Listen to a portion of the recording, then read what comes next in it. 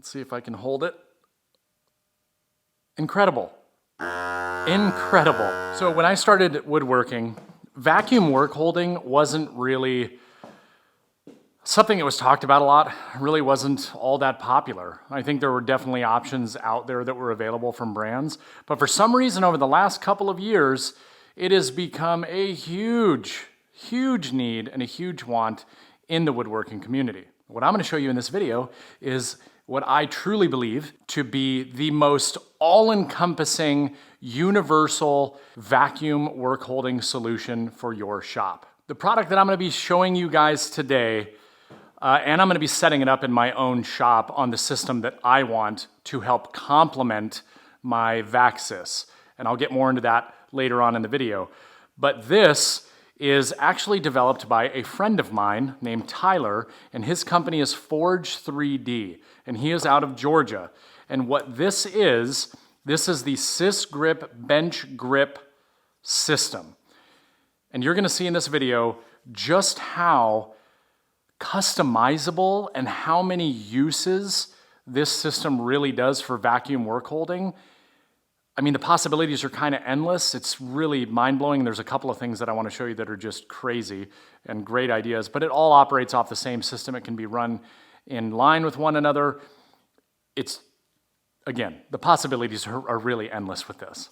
Now, before I go into showing you some of the stuff closer up, vacuum work holding is not anything new, right? Like at any point, you can go on a website like veneersupplies.com and source a pump if you do veneer work already and you have a pump. If you have a VacSys already, you can utilize the VacSys pump in addition to the VacSys to come up with a system that will expand your capabilities, which is kind of what I'm going to do, but I'm not tying it into my VacSys. If you have a Grabo, right here, a Grabo, a lot of people have these, guess what? You have a pump that you can operate this system off of. Or you can invest a small amount of money in a very small pump just like this. It's quiet, it's small, and it's plenty of power for 99% of what people are going to do with this system. The key thing that I want to point out with that is that this not only can be a permanent work solution in your shop, but it can also be a mobile solution, which again, I can't wait to show you some of these things paired with a Grabo and how genius this is. So let's get into actually going through what it is. Then I'm going to set up exactly how I want to adopt this system in my own shop and why, and some of the really cool accessories that can work with it. Now, the first thing that I want to show you, this is a configured kit that Tyler does sell on his website. And this can be configured in a multitude of ways. But what I want to talk about is the different sizes that you can basically get or make a part of this kit. I believe his kits can be customized on his website. But again, you can buy as little as you want, as much as you want, and really adapt it. So this one right here, the larger one is called the Maximus, which you'll see on the back. Then you'll notice I've got these small pucks right here. These are the Minimus. This is a Minimus dual, meaning that this would be hooked in line with something. So I would have one line coming in and a line going out, so meaning this would be connected to multiple heads like you see right here. Now what this one is for is obviously for longer, thinner stock. These come in different sizes as well. But inside of this kit comes a few different things. You've got some screws with a washer. You've got some dogs right here that as you tighten them down, they will actually expand because of the material that they're made out of inside of your dog holes. And the dog holes do have to be chamfered. And this is assuming that you're using 20 millimeter dog holes, but he also does offer it for 3/4 as well. But the dog holes are chamfered, this is chamfered, so these sit down perfectly flush in your work surface. We also have some of these nuts right here that will fit, if I remember correctly, in all aluminum extrusion profiles. The only thing that these are not going to be compatible with, to my understanding, is a standard T-track. So for this first part of the video, I kind of just want to quickly show you how you would set one of these up, or one of the many ways that you can set one of these up. So here I've got some plugs. I'm going to remove that, and we'll just do a demo with one of these pods right here. So this is going to go on the bottom side of that. We're going to take one of these screws that are provided inside of this kit. This is going to go into that dog. And then I'm going to use this handy tool, which he also sells. It's called an Argos, I believe. And this is just really, really nice because this actually fits on your work table, just like that. And it just holds a 4mm hex bit. And so that's how we can tighten all these things down to configure it really quickly. And it's nice because this will stay out on your work surface and fits in a dog hole, which is really great. So now I can take this, I can plop it in my workbench, just like that. It does turn freely. Now, you'll notice on this one that it actually has 2 hole locations. Well, so these are set up to be 96 millimeters on center. So you can actually utilize them in 2 of the dogs at the same time to avoid any twisting if you were in a situation where you didn't want this to move.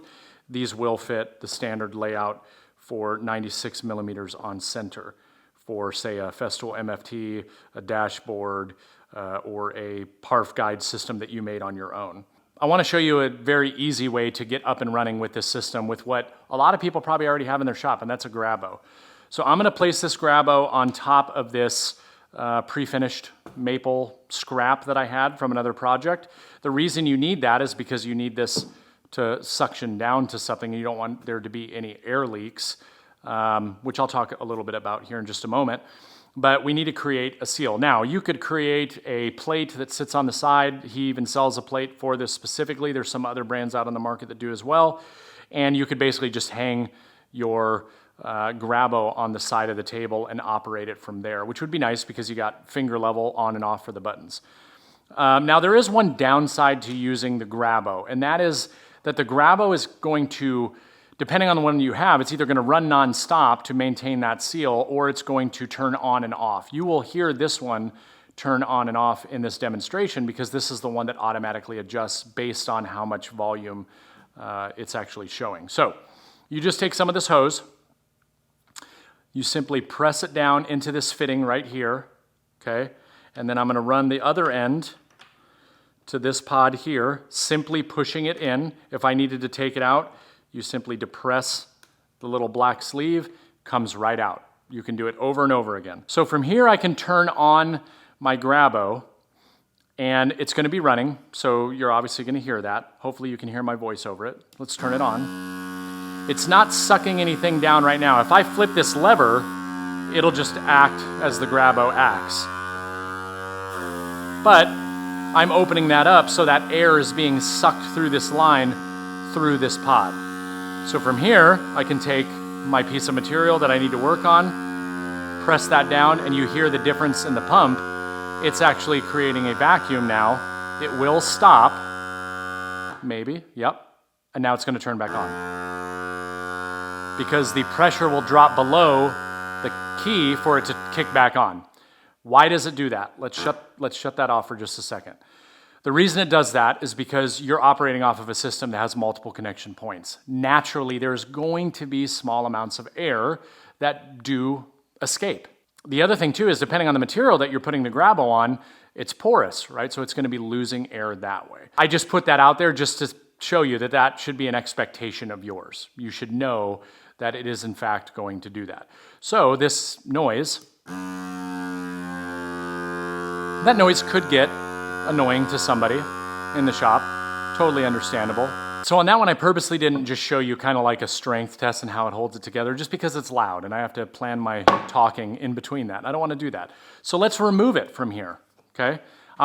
You're going to see this again because there's something really cool that I need to show you. So now let's bump this up a notch, and let's say you decide to get a small pump. This right here, I bought for $145 on Amazon, and it was, again, at my doorstep the next day. This is significantly stronger in terms of suction power to the grabo, and it's actually very quiet. So let me just turn this on real quick. I'm sure that you could probably barely hear that hum.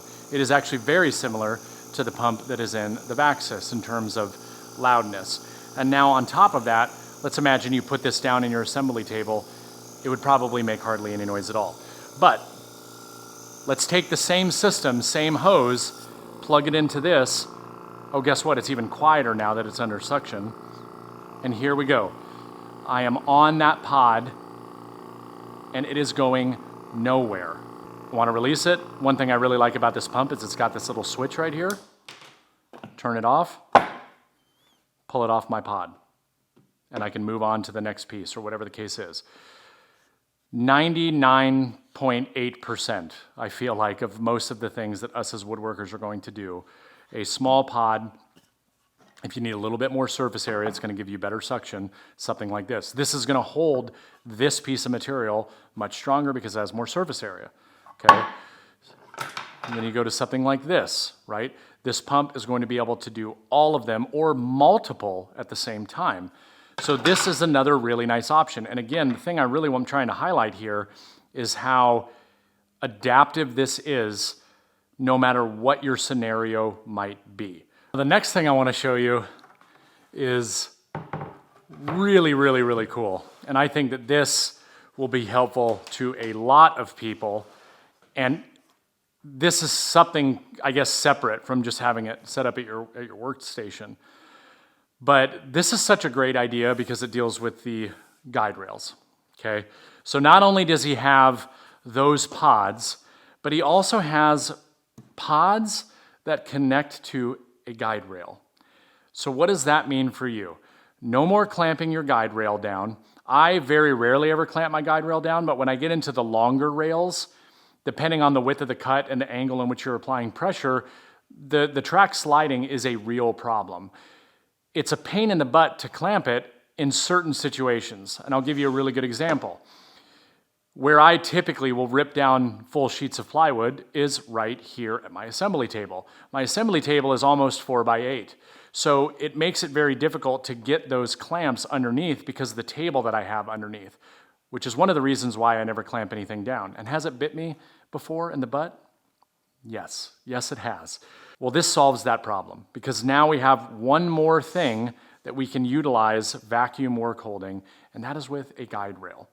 And this operates exactly the same way. I could use one on a short track if I needed to, or if I have a longer track, this isn't my longest track, this is just for demonstration in this video, I have these two right here connected, so now I have two clamps for the system. Again, same thing. Let's take the grabo. Place the grabo right here. Plug that in. Turn this on.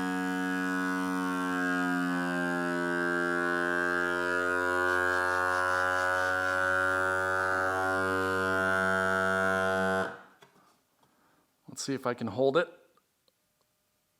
Incredible. Incredible. Now I have... Let's wait till it gets quiet. Now I have a clamping solution for a track that doesn't require any clamps. If I need to adjust this, get it lined up on whatever my line is, make sure it's exactly where it needs to be, turn this on.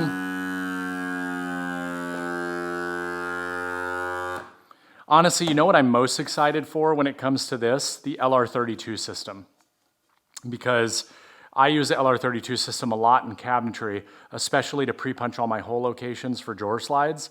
And I have my own little jig that I set up to get very specific locations of where I want these.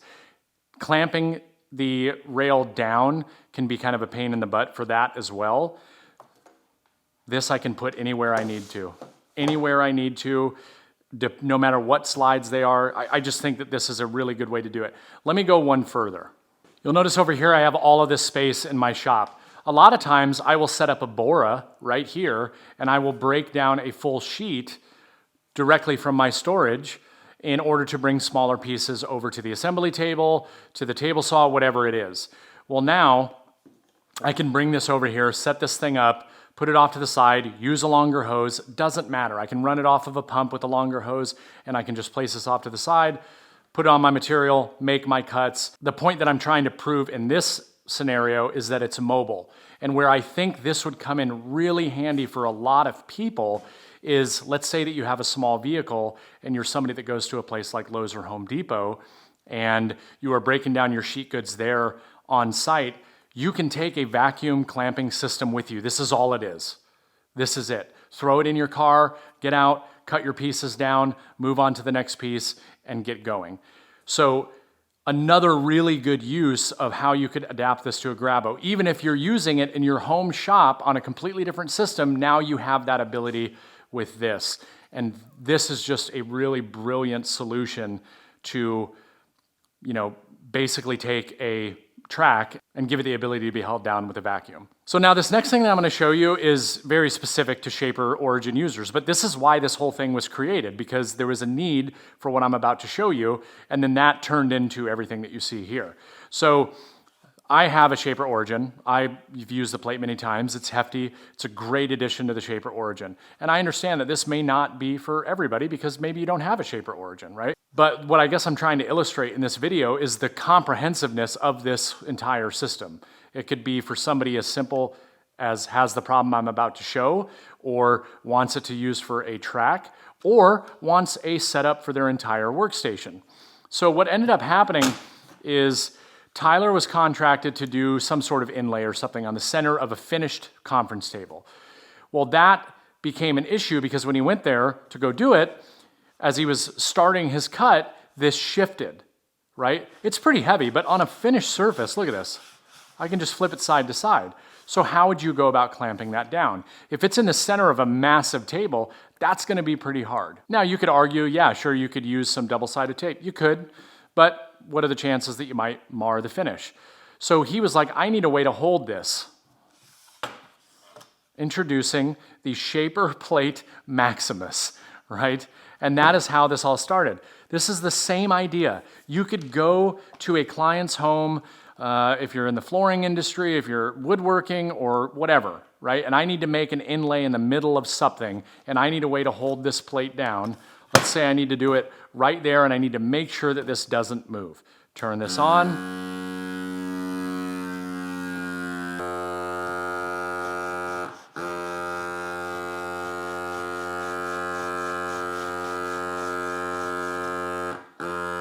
Now, I know some of you guys might be wondering that actually have a Vaxis, how would you go about just utilizing the Vaxis as your pump? That's where one of these switches comes into play. This one is a dual port, so you could actually set up multiple zones off of that if you really needed to. This is just for an example. I'm not going to be utilizing this pump for it, but all you would do is cut this hose. One end would go over this, one end would go over this. You now have an outlet right here. This would run to whatever manifold system or switch system you're using. You turn on this pump, and it not only operates the Vaxis, but it would also operate all of your additional pods. This whole idea of vacuum work holding is not new, okay? When I saw this, I was really interested in it because it's something that I hadn't seen somebody do before, and that is turn a bench dog into a way of vacuum work holding. This is Anchor Pod, and the way that this works is this, just like any other dog, drops right into your work surface and is now perfectly flush. You tighten it down with this fancy little tool here that I already talked about, and you're just going to tighten this down. And what that does, the way that this is constructed, I have another one back here. The way that this is constructed is that there is a 3D printed material that expands under the pressure to ensure a seal, right? We want to make sure that there's a seal. The reason why I'm really intrigued by this one, and one of the things that I really like about this particular one, is the fact that you can drop it in from the top. I think that that's a really big bonus because it makes it really, really simple to use and set up. So now, could you just put a piece of material on top of this and have it suction down? The answer is yes and no. Would it pull air through this the way it's designed? Yeah, but you're going to be able to move it around and remove it, right? Because it's not creating that seal. One of the things that's in here is gasket material right here. Now, you can get this at a billion places, and it costs hardly anything. The thing I'm trying to, I guess, make you realize in this scenario is the amount of surface area that you need is kind of endless depending on the surface that you're working on. If you needed to make a large table that would be able to hold really large panels, you could. With this, on an MFT, you're obviously limited to anything inside of where the dog holes are, even if they're plugged, right? Because you're going to get air leakage. But if I want to use this, I can plop this down, and now I have a spot that I can utilize. Let me show you how it works. Let's hook up my air hose from underneath the table simply by pushing it in. I'm gonna turn on my quiet pump so you can actually hear what I'm saying. And now I have air coming through this bench dog. I have a seal all the way around it. If I go back to my material and I place this on top, it is now locked down. I can't pull too hard because I'll pull my stuff off the table. It's not breaking loose, but it will slide on that. So if that's not enough holding power, then you're doing something wrong when you're using the tools. Turn the pump off, and this just comes right off. Again, if I had a table that maybe only had a couple of these anchor pods within a certain location, and I wanted to make a much larger area, it's really endless possibilities depending on how big of material I had of this. So this is a great, very quick solution that you don't even have to take out, set up. Now, there's an addition to this, so let's go through that. What if I just wanted to have, and this is how I'm gonna set my system up, what if I just wanted to have a anchor dog here, so I always had that ability, but I would still like to get it raised up and use a pod in that scenario. Now, I can totally do that, but I just noticed that I need to ream out these holes because they have a little bit of glue residue, so it's hard to get stuff in and out. I did a video on this. This is the UJK reaming tool. You just put it in a drill, and this will give you the chamfered edge and also clean out any debris or residue that's inside. And the only reason I knew that there was something in there is because when I used my fancy magnet, it didn't come out. This is the Magnus Anchor Pod Edition. Now, the Anchor Pod Edition is specific to using this anchor pod because on the back side, you will see that it has a gasket. This is the surface area, and on the top, it has a larger gasket, but it doesn't go on the outside of the bolts, okay? That's that way by design. Now, if you were to purchase this kit, you'll see that it comes with various different things, and I'll talk about what those things are. But we have the ability to use a pod with the anchor dog if we wanted to. And the way that we do that is we take these locating dogs, these are aluminum, and they have a thread on them. They just protrude barely above the top. I take this, plop that down, good to go. Now I have a larger surface area than I had before, so it'll give me a little bit more holding power. Another benefit is actually we'll take it up off of the surface. So let's turn our pump on again.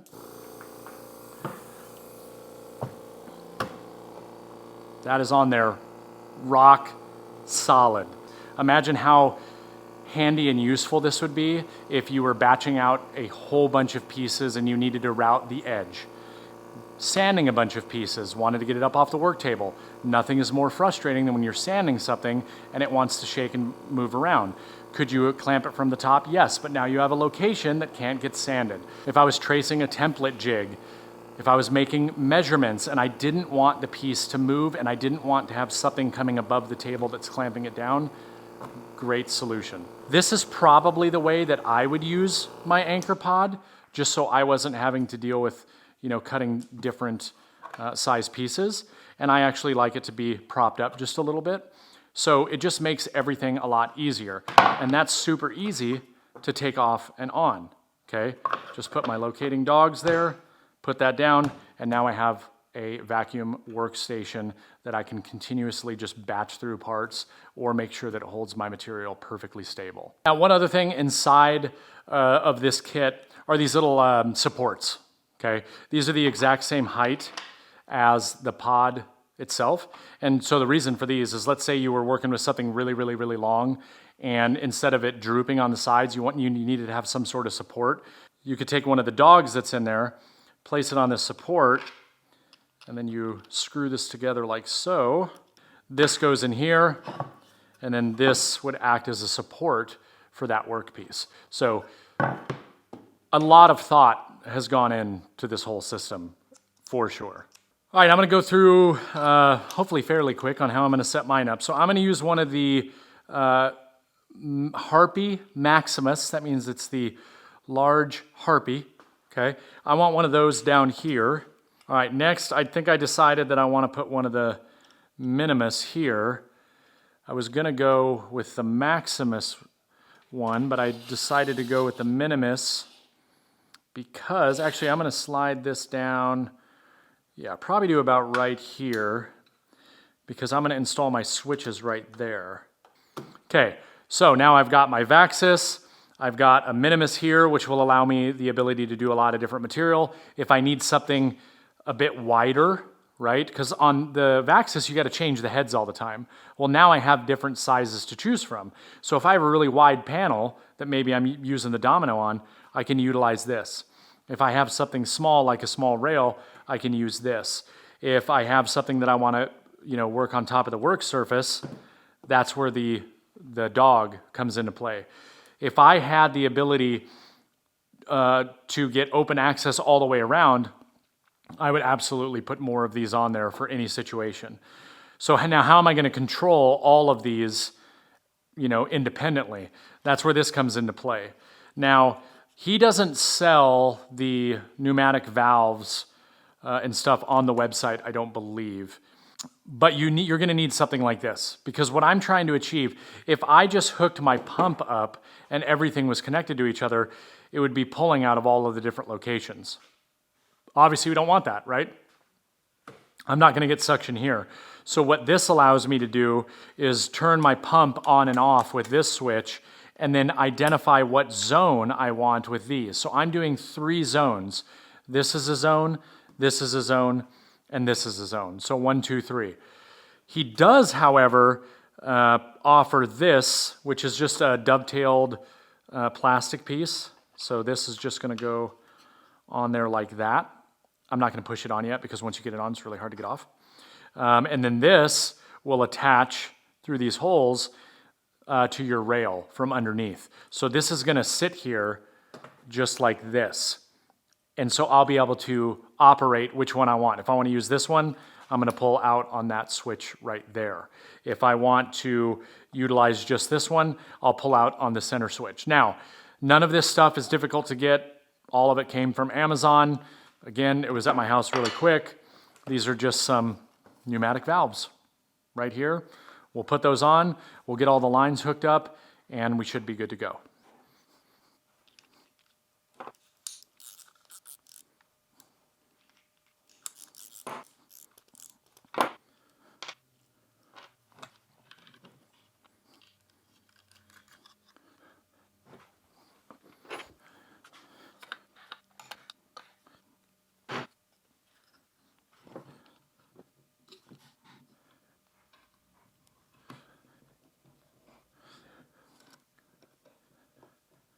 All right, I've got my setup ready to go. Kind of talk through it just a little bit, just to give you guys an idea. I'm really just showing you this part just to kind of give you some ideas on how you could go about doing this. Not necessarily the install, but I've got 3 zones. They're all going to be controlled off of this panel right here. So I have 3 different levers. This is for zone 1, zone 2, zone 3, and a release. I am going to be adding something to this, and that is if I'm working on something down here and my switch is all the way over there, it doesn't do me a lot of good. So what I'm going to end up doing is running a line off of my splitter down to an additional release button, which I can put over here on the side. So I'll have access to release the air if I was working down here on this one. So let me turn it on real quick. This is obviously not where my pump's going to live. It's going to live down in my assembly table out of the way. But I just want you to see how cool this system is. Okay. So zone 1, we're going to open up zone 1. Good to go. Release it. Let's close that off. Let's go to zone 2, which is where I have my anchor pod.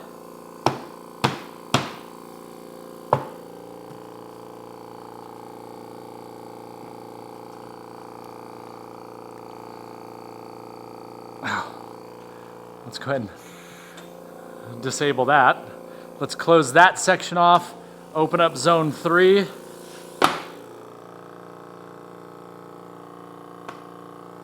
Here we go.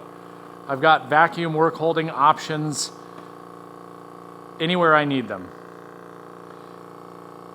Pretty cool. Now, I've had vacuum work holding for a very long time with the Vaxis. I've always been a huge proponent and advocate of it. It has been fantastic, but I am really excited now that I have a little bit more capability all across this whole front side, which is where I spend the majority of my time.